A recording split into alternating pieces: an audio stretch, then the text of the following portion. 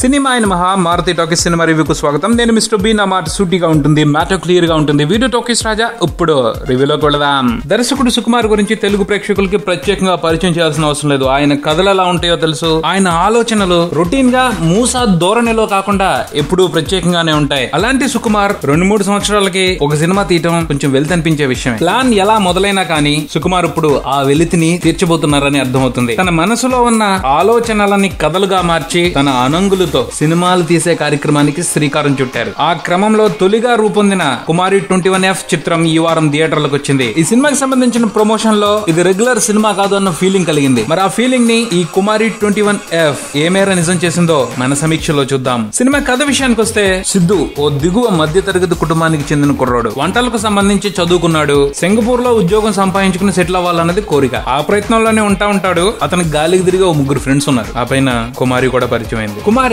అందరిలాంటి అమ్మాయి కాదు, మెచ్యూరిటీ ఎక్కువ ఉన్న అమ్మాయి. చాలా రకాలుగా అట్రాక్ట్ చేసి సిద్ధుని ప్రేమలో పడేస్తుంది. కానీ ప్రేమ గురించి, అమ్మాయిల గురించి సిద్ధుకి కొన్ని అభిప్రాయాలు ఉన్నాయి. ఆ అభిప్రాయాలతో కుమారి మ్యాచ్ అవ్వట్లేదు కదా అని ప్రేమించకుండా ఉండలేడు కుమారిని. ఇంకేముంది, సంఘర్షణ. ఆ సంఘర్షణ సిద్ధులో ఎటువంటి మార్పుకు కారణమైంది? సిద్ధు కుమారిల ప్రేమ సక్సెస్ అయిందా లేదా అన్నది సినిమా మిగిలిన కదా. సినిమా విశ్లేషణ విషయానికి వస్తే, కుమారి 21F సినిమాకి వెళ్లే ముందు ఈ సినిమా గురించి ఎన్టీఆర్ చేసిన కామెంట్లు చూడటం జరిగింది. నేను సినిమాని మెచ్చుకుంటూ సుకుమార్ చేసిన బ్రేవ్ అండ్ బోల్డ్ అటెంప్ట్ కి హ్యాట్స్ ఆఫ్ అని చెప్పాడు ఎన్టీఆర్. నిజమా అంత ఉందా అనిపించింది. సినిమా చూసిన తర్వాత నాకు అదే ఫీలింగ్ కలిగింది. I can't control, hats off Sukumar గారు. సినిమాని చూసి మిగతా ప్రేక్షకులందరూ ఎలా రెస్పాండ్ అవుతారు అన్నదాన్ని నేను ప్రస్తావించలేను, కానీ నా వరకు అయితే ఎక్స్ప్రెస్ చేయలేనంత గొప్ప అనుభూతినిచ్చింది. కొంచెం పచ్చిగా చెప్పాలి అంటే, తెలుగు సినిమా కథల మీద, తెలుగు సినిమా టాలెంట్ మీద నాకు కొంచెం తక్కువ భావం ఉంది. అదే దృష్టితో ఈ సినిమాని చూశాను. సినిమా మొదటి నుంచి చివరి వరకు నడుస్తున్నంత సేపు కూడా ఏముందలే, వీళ్ళింతే, ఏదో చేస్తా ఉంటారు, ఇలాగే చెప్తూ ఉంటారులే అనుకుంటూనే ఓకే అక్కడక్కడ బాగున్నాయి, నవ్వుకోవచ్చు, కొన్ని వెరైటీ సీన్స్ ఉన్నాయి అనుకుంటానే సినిమా అంతా చూశాను. బట్ క్లైమాక్స్ నా మతి పోగొట్టింది. అప్పటి వరకు ఉన్న ఫీలింగ్ అంతా మాయమైపోయి సినిమా మీద రెస్పెక్ట్ పెరిగిపోయింది. సినిమా మీదే కాదు, సుకుమార్ లాంటి రైటర్, ఇంత మంచి కథ రాసిన కథకుడు మనకున్నాడు అన్న గర్వం కూడా కలిగింది. నిజంగా అద్భుతమైన అటెంప్ట్. క్లైమాక్స్ ని ఎక్స్పీరియన్స్ చేసిన తర్వాత రివైండ్ చేసుకుని సినిమా గురించి ఆలోచిస్తుంటే ప్రతి క్యారెక్టర్ మీద, ప్రతి సీన్ మీద, కథ మీద చెప్పలేనంత అభిమానం పొంగుకొస్తుంది. సెకండ్ టైం నేను ఈ సినిమాని చూసినప్పుడు ప్రతి సీన్ ని ఆత్మీయంగా ఆస్వాదిస్తా. అందులో డౌటే లేదు. నాకు ఆ ఫీలింగ్ ఇప్పుడే కలుగుతుంది. నాకే కాదు, చాలా మందికి ఇదే ఫీలింగ్ కలుగుద్ది అన్నది నా నమ్మకం. ఫస్ట్ టైం చూసినప్పుడు ఒక రకంగా ఫీల్ అవుతారు, సెకండ్ టైం చూసినప్పుడు తప్పకుండా వేరే రకంగా ఫీల్ అవుతారు. అది ఈ సినిమాలో ఉన్న గొప్పతనం. ఇంతలా రియాక్ట్ అవడానికి ఏముంది సినిమాలో అని అనుకోవచ్చు. ఏముందంటే నిజం ఉంది, రియాలిటీ ఉంది. నిజంగా బయట ఏం జరుగుతుందో అది ఉంది.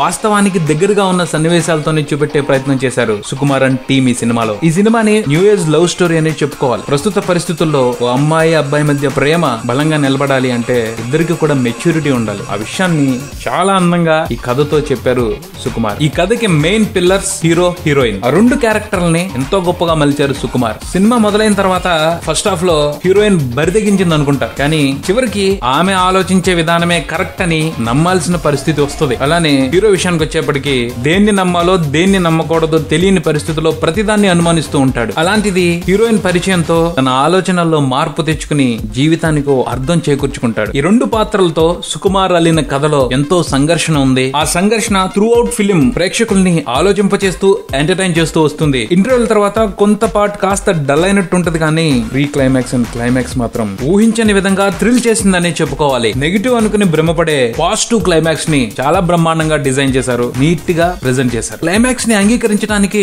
చాలా మందికి మనసు ఒప్పకపోవచ్చు, కానీ అది నిజాన్ని ఎంతటి వారైనా సరే అంగీకరించి తీరాల్సిందే. ఎటువంటి కమర్షియల్ అడ్జస్ట్మెంట్స్ కి పోకుండా ధైర్యంగా ఆ క్లైమాక్స్ ని అలా చెప్పినందుకు సుకుమార్ అండ్ టీమ్ కి అభినందనలు చెప్పాల్సిందే. సాంకేతికంగా అన్ని విభాగాలు మంచి పనితనాన్ని కనబరిచాయి. ముఖ్యంగా Devi Sri Prasad music, Rathnavel cinematography special highlights ఈ సినిమాకని చెప్పుకోవాలి. నటీనటుల అభినయం విషయానికి వస్తే, కుర్రోడు రాజ్ తరుణ్ లో విషయం ఉంది. ఆ విషయానికి తగ్గట్టే మంచి పాత్రలు పడుతున్నాయి, చిత్తకొట్టేస్తున్నాడు. సిద్ధు అనే పాత్రని ఎంత బాగా ఓన్ చేసుకున్నాడు అంటే జీవించేశాడు. కథ ప్రకారం ఆ పాత్ర రకరకాల ఎమోషన్స్ ని ఎక్స్ప్రెస్ చేయాల్సి ఉంటుంది. ప్రతి ఎమోషన్ ని కూడా పర్ఫెక్ట్ గా ప్రెజెంట్ చేశాడు. మంచి ఇంప్రెషన్ తీసుకున్నాడు. ముఖ్యంగా క్లైమాక్స్ లో అతని నటనకి ముగ్ధులం అయిపోతాం. ఫ్యాంటాస్టిక్ గా చేశాడు. ఒక రకంగా క్లైమాక్స్ ని బతికించింది అతనే. అతను సరిగ్గా చేయకపోతే ఆ క్లైమాక్స్ లో ఏం లేదు. అలానే ఇలాంటి పాత్రలు ఎప్పుడు కావాలంటే అప్పుడు దొరకవు. ఈ సిద్ధు పాత్ర రాజ్ తరుణ్ కెరియర్ లోనే వన్ ఆఫ్ ది బెస్ట్ గా నిలిచిపోద్ది. అతనికి మంచి పేరు కూడా తెచ్చిపెట్టేది, అందులో డౌటే లేదు. హీరోయిన్ హెబా పటేల్, ఈ అమ్మాయి ఏం తక్కువ తినలేదు. పైకి అమాయకంగా కనిపిస్తా ఉంటది, ఏం చేసింది అంటే భలే చేసిందిలే. అమ్మాయి యాక్షన్ కూడా